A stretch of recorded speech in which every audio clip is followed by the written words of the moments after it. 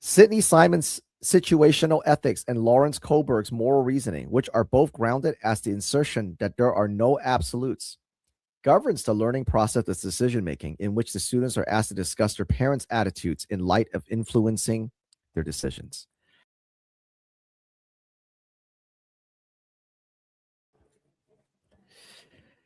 The testimony of Dianna Storey. The necessity for regulations for the protection of pupil rights amendment can be demonstrated from an alcohol, tobacco, and drug program entitled Here's Looking at You Too, two with the TWO. It was authored and developed by Clay Roberts of the Seattle area in 1972. It is designed for K through 12 and has been designated as a model youth program by the Health and Human Services Department. It is presently used in 44 states and in 45% of the schools in Washington state. Mr. Roberts told me that he received federal funds to help him in his development.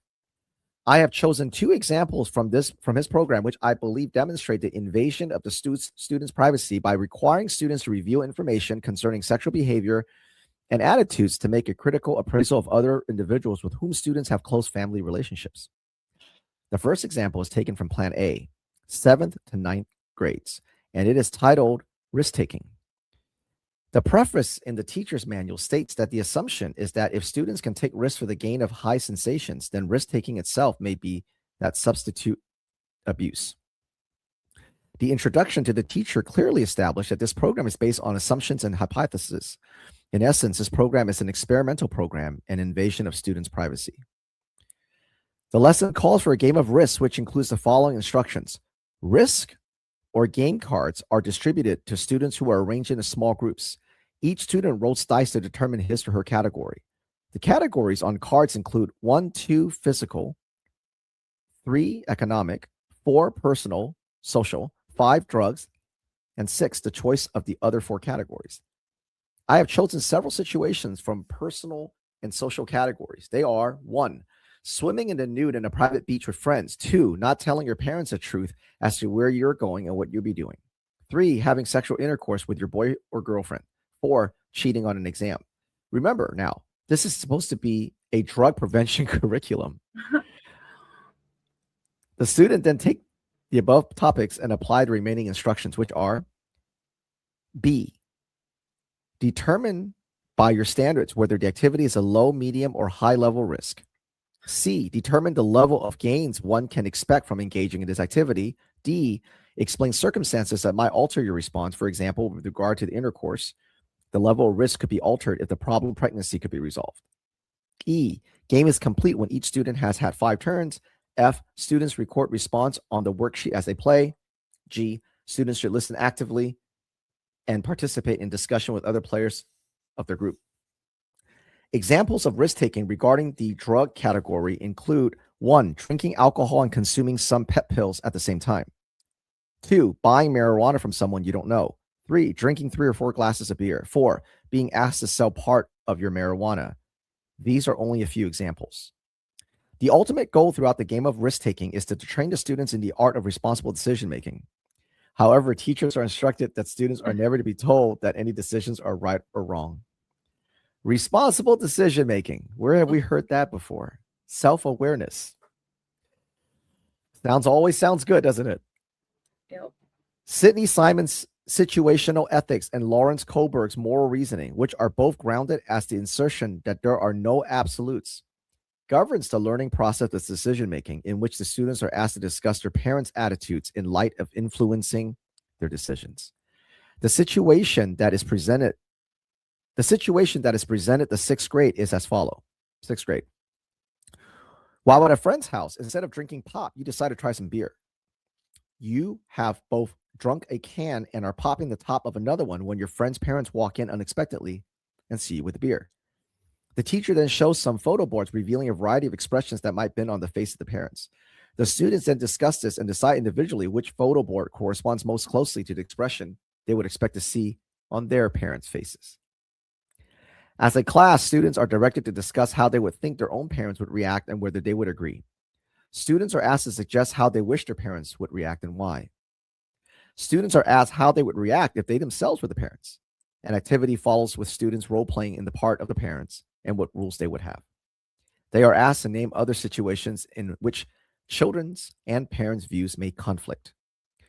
I feel strongly that this sixth grade assignment and the seventh and ninth grade risk taking game clearly violates the intention of the Hatch Amendment by probing into the students' personal values as personal relationships with family members.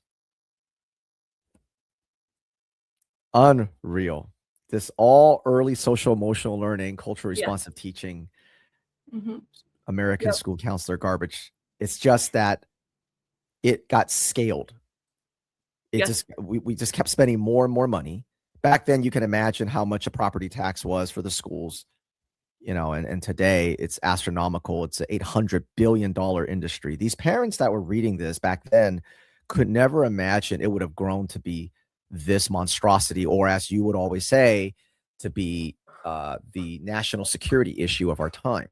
Because now the things that were in pockets of these now very blue states and cities are now in all 50 states. And that's why we're seeing it at scale over the last 12, 15 years, because they finally figured out how to get this into every school district. Yes. Everywhere. Also, ESSA Right. requires schools to measure, that's not however they want to do, but they do it with these surveys and everything, a child's non-cognitive abilities. And so they're talking about how empathetic they are, and so or how compassionate they are. Can they make good decisions? Are they good decision makers?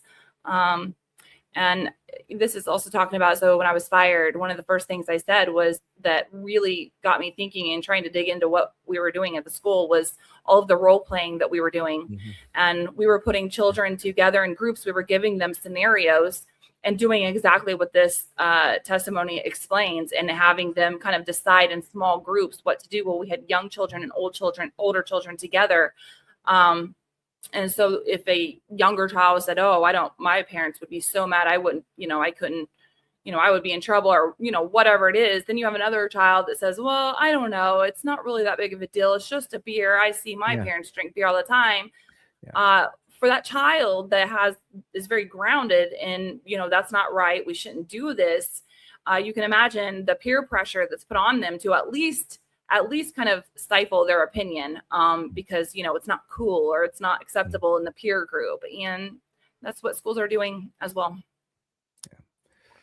This is why we pound so hard on the reject inclusion and embrace exclusion, because good parenting has always been about exclusion.